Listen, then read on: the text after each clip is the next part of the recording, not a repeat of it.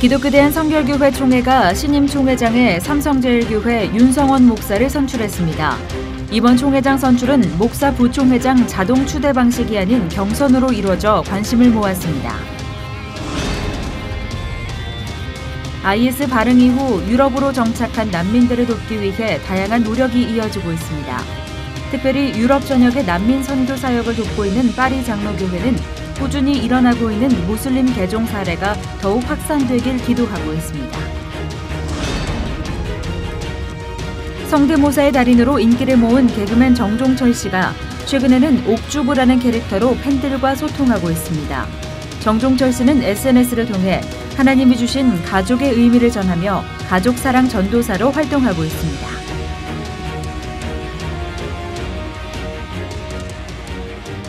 여러분 안녕하십니까? 빌리그럼 목사의 아들 프랭클린 그레엄 목사가 2020년 한국 집회를 준비하고 있습니다. 45년 전 여의도 집회 때와 지금은 많은 것이 달라졌습니다만 그때처럼 기도의 불이 타오를 수 있길 바라는 마음만큼은 동일할 겁니다. 집회의 규모보다 더 중요한 건 말씀과 기도에 갈급한 심령들이 많아지고 영적 각성과 부흥의 계기가 마련되는 것이야겠습니다.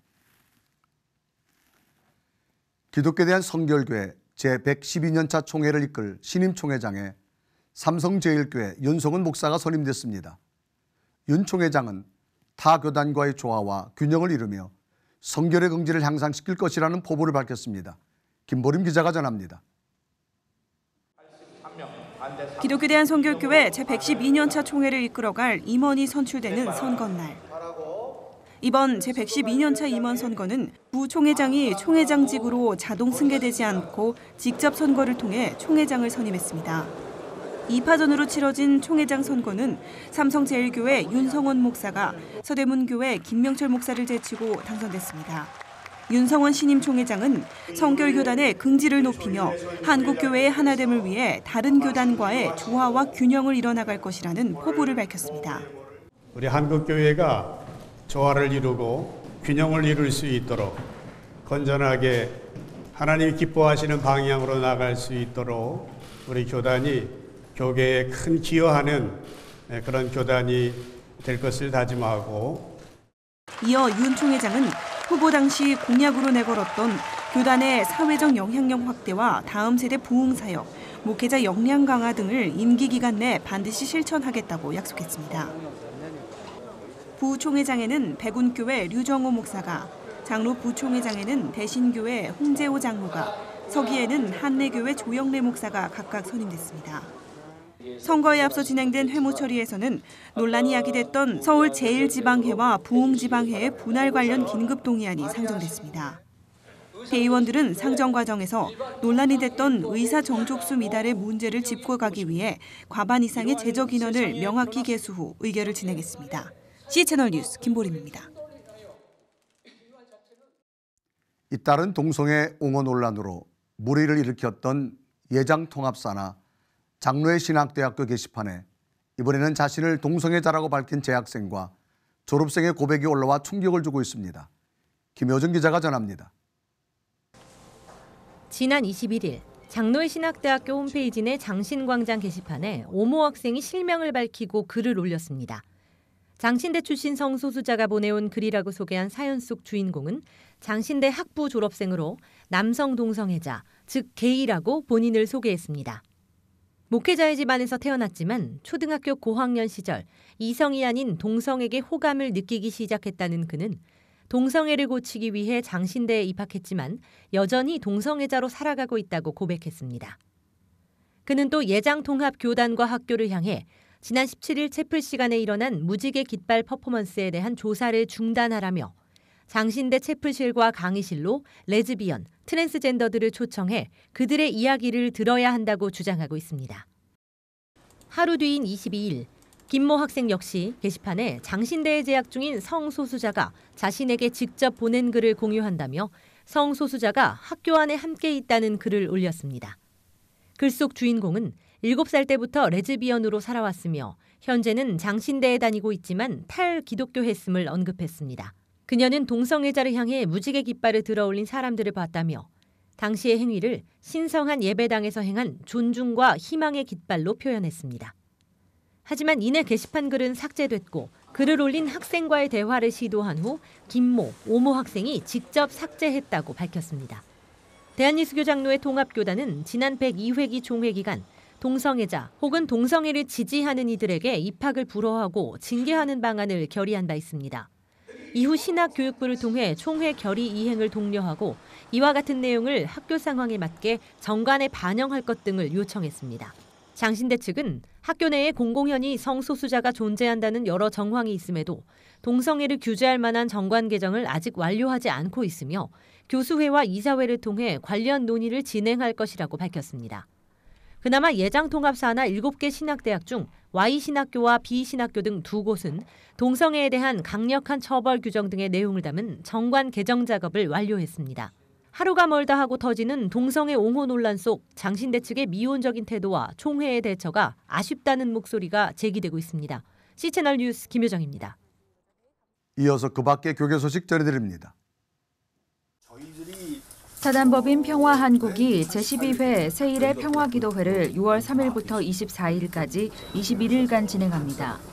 예레미야 33장 2절에서 3절에 일을 행하시는 여호와를 주제로 진행하는 이번 평화기도회는 개인과 가정의 회복, 교회와 국가의 부흥, 민족과 열방의 평화라는 기도 제목을 가지고 전국 8개 도시 23개 교회와 5개 선교단체 등을 순회합니다.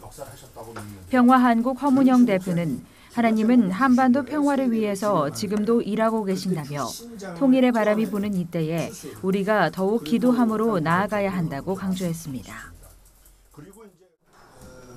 사단법인 평화통일연대가 지난 30일 여의도 국회의원회관에서 한반도 평화 전환의 변혁기 무엇을 할 것인가를 주제로 포럼을 열고 정운찬 전 국무총리와 박한식 미국 조지아주 명예교수 등 전문가들의 의견을 들었습니다.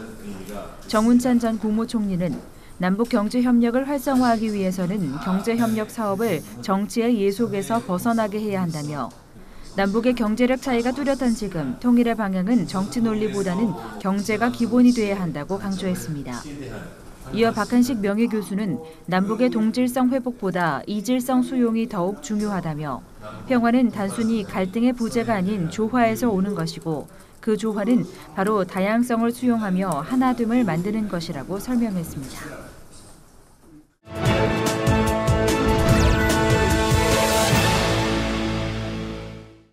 난민 선교에 대한 관심은 우리가 꾸준히 가져야 할 부분입니다. IS 발흥 이후 대대적으로 발생했던 난민들이 유럽에 정착을 시도하면서 난민 문제는 지구촌 이웃들이 함께 해결해야 할 과제가 됐는데요.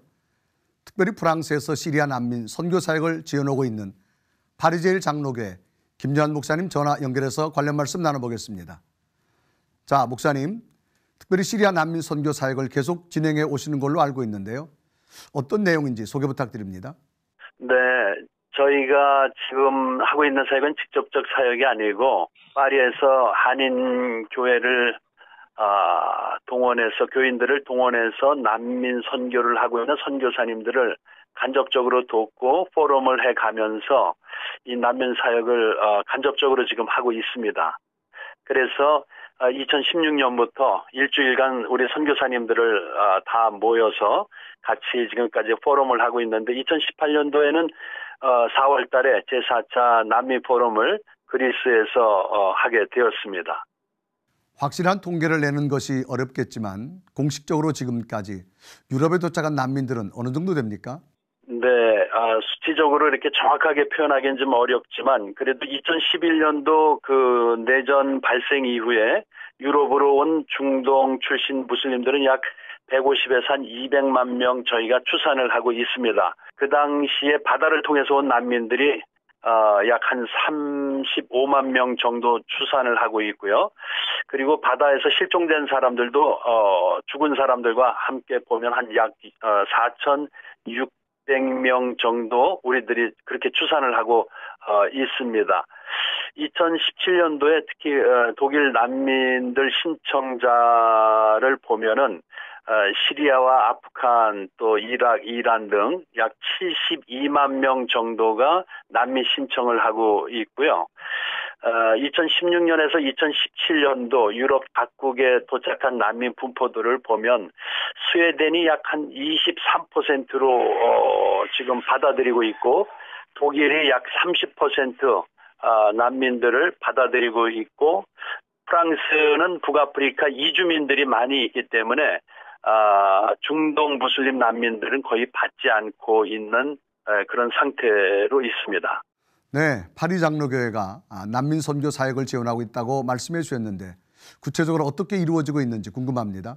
네, 이번에도 저희들이 그리스 난민 포럼을 하면서 사역자들이 다 그런 얘기들을 했는데 폐쇄된 이 이슬람권 문화 속에서 있었던 그 무슬림들의 마음을 열어주는 사역이 굉장히 중요하다 생각을 해서 우리 선교사님들이 전체적으로 지금 하고 있는 사역이 그들의 마음을 열어주기 위한 그런 사역을 하고 있습니다. 그래서 같이 바베큐도 좀 하고 또 소풍도 가고 낚시도 하고 손뜨개질 스포츠 이런 것들을 같이 하면서 그들이 지금까지 그런 일들을 잘 해오지 못했던 그들의 그 굳은 마음을 좀 열어주기 위해서 우리 사역자들이 이런 사역들을 지금 초보적 단계지만 이렇게 하고 있는데 아주 큰 효과들이 많이 있어서 무슬림들이 마음을 많이 열어가고 있다라고 하는 부분에서는 굉장히 고무적인 그런 사역의 내용이다 이렇게 볼 수 있겠습니다. 또 독일 안에서 이주민들이 이렇게 전도를 하면 이란 사람들이 지금 많이 문을 열고 있기 때문에 이란에 있는 그 이주민들이 난민들이 개종하는 모습이 아주 잘 나타나고 있고 전도를 하면 거의 영접하고 있는 그런 모습들이 아주 독특하게 독일에 있는 이란 난민들에게 이렇게 나타나고 있습니다. 이제 이런 것들을 볼 때 이란에서 굉장히 살기 힘들어서 나온 사람들이고 이란이 소망이 없는 사람들이고 실증이 난 사람들이기 때문에 복음 전도를 하면 거의 영접하고 있기 때문에 지금 중동 무슬림 세계가 그런 맥락에서 좀 열려져 가고 있다라고 말씀을 좀 드리고 싶습니다. 그래서 우리 사역자들이 전체적으로 볼 때에 열심히 사역을 하고 세례 주기 위해서 공부도 시키고 많이 했지만 결국 보면 예수님께서 그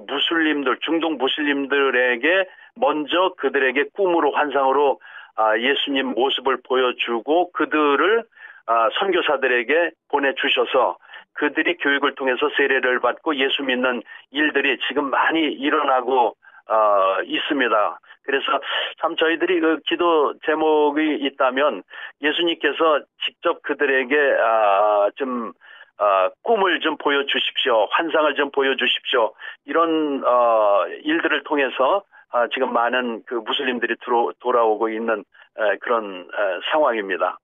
네, 하나님이 유럽으로 보내신 중동 난민들을 통해 복음이 전해져서 땅끝까지 복음이 증거되길 기도하겠습니다. 목사님 말씀 감사합니다. 네, 감사합니다.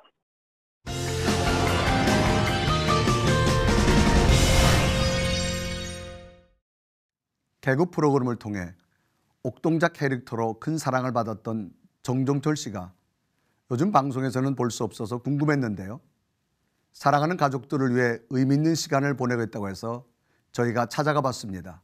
개그맨 정종철 씨의 인생 이야기 테마 인터뷰에서 만나봅니다. 네, 안녕하세요. 반갑습니다. 개그맨 정종철입니다. 예, 잘 지내셨죠?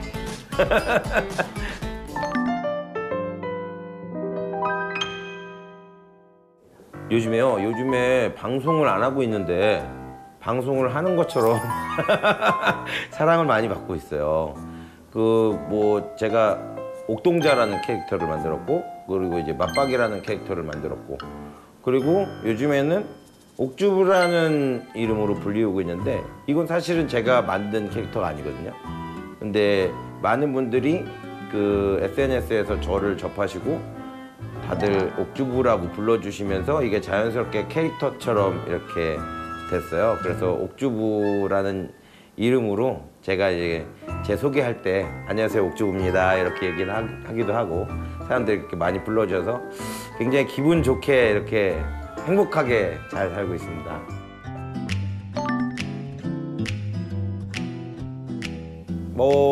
그냥 옥동자도 저고 또 맞박이도 저기 때문에 그냥 뭐 기억되기보다는 그냥 나라는 존재인 것 같아요.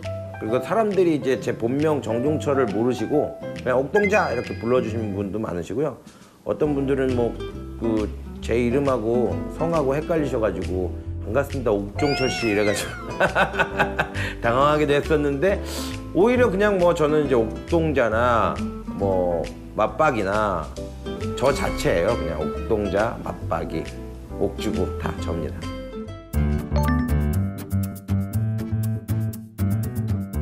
사실은 주부들이 그렇게 또 자기가 많은 뭐 레시피 다 알고 있지만 사실은 해먹을 시간이 없어요. 그만큼 또 아이들 뭐 예를 들면 아이들 그 양육하는 것 자체 또 교육하는 것 자체가 너무 시간적으로도 많이 뺏기고요. 거기다가 또 살림까지 다 해야 되잖아요. 살림은 또 아시다시피 끝이 없어요. 그러다 보니까 해도 티가 안 나고 그래서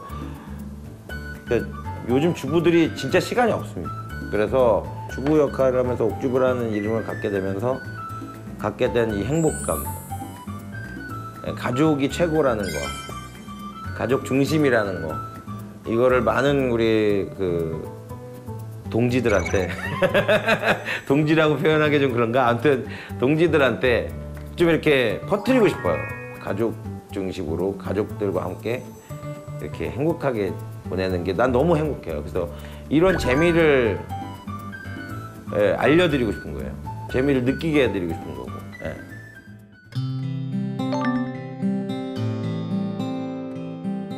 요리를 한 이유는 사실은 이제 우리 집사람이 이제 제가 이제 항상 이제 바쁘게 살다 보니까 또 제가 또 어떻게 보면 되게 나쁜 남자였거든요. 원래 옥주부라는 이름을 갖기 전에 그렇게 이제 좀 되게 가부장적이고 남자로서 이제 돈 많이 벌어다 주면 아빠로서 남편으로서 다 하는 거야 이렇게 생각을 했었어요 옛날에. 그러다 보니까 우리 집사람이 저에게 하고 싶은 말이라든지 우리 집사람이 저에게 부탁하고 싶은 거라든지 이런 것들에 대해서 귀 기울이지 않았던 것 같아요. 그래서 어느 날 이제 아내가 이제 저한테 이제 제가 일하러 가는데 제 가방에다가 편지를 써놨다고 문자가 왔어요. 그 문자를 보고 되게 깜짝 놀라고 겁이 났어요. 사실 제가 이제 과거에 내가 못했던 걸 알았나 보죠. 제 스스로도. 그래가지고 이제 떨리는 마음으로 가방을 열어서 그 편지를 봤는데 유언장이었어요. 그래서 그거를 보면서 아 내가 진짜 잘못했구나 라는 사실을 깨닫고 그때부터 이제 아내랑 있어야겠다. 그게 이제 한 8년 전이네요. 지금 와서 생각해보면 되게 한심하죠. 그때 당시가. 그렇지만은 그때 당시에 생각해보면 제가 못할 건 없었다, 못한 건 없었다 이렇게 생각했을 때였었기 때문에 그래서 그때 이제 일을 다 접고 아내랑 옆에 있으면서 아내하고 뭔가 공감이 돼야지 이야기가 되니까 그 공감되는 어떤 소재를 찾아야겠다라는 생각이 더 많이 들었어요. 그래서 찾다 보니 그 공감의 소재는 음식이었고 그래서 이제 그때부터 이제 음식을 만들어서 아내하고 같이 만들어 먹기 시작했어요. 시장도 같이 가서 장도 보고 먹을 것도 같이 만들고 또 같이 먹고 그러면서 이제 공감을 하나하나 쌓기 시작하면서 대화의 문이 열리고 그러면서 이제 부부관계가 점점 좋아지고 그렇게 되다 보니까 오늘날에 이제 옥주부가 나온 것 같아요.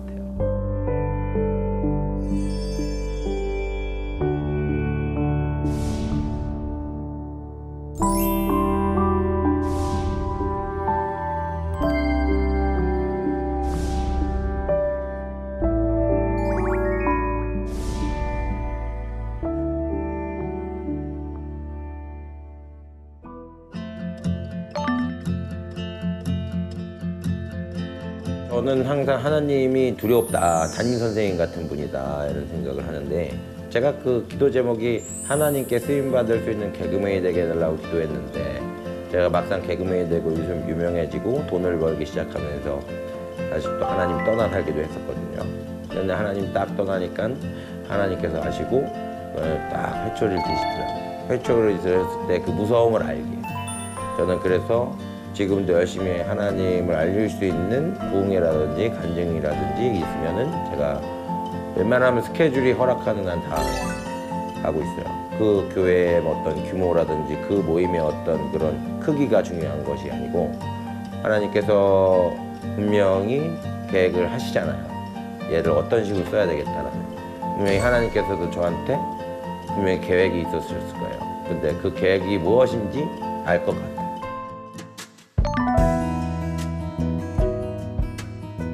네, 제 기도 제목은 사실 그런 거예요. 사람이기 때문에 실수할 수 있거든요. 사람이기 때문에 실수할 수 있고 사람이기 때문에 오해를 살 수가 있어요. 분명히 충분히 앞으로 제가 연예인 생활하면서도 분명히 오해를 살 여지가 있고 또 실수할 수 있어요. 하지만 하나님께서 그걸 아시니까 크게 번질 거 조금 제가 깨달을 정도로 이렇게 느끼게끔만, 그래서 그 백신이 내 몸에 들어와서 다시는 또 안 날 수 있게끔, 그래서 그렇게 제 중심을 좀 잡아주십사. 좀 더 단단해지고 좀 더 겸손해지고 좀 더 용감해질 필요가 있지 않을까 하는 게 이제 제 기도 제목이에요. 우리 그 정시후, 시연, 시아 이 세 명한테 굳이 하고 싶은 얘기는 없습니다. 왜냐하면 지금 잘 하고 있기 때문에 가족이라는 울타리에서 그냥 편안하게 그냥 숨 쉬고 즐기고 잘 먹고 잘 자랐으면 좋겠어. 아빠는 또 엄마는 항상 너희들 편이니까 사랑한다.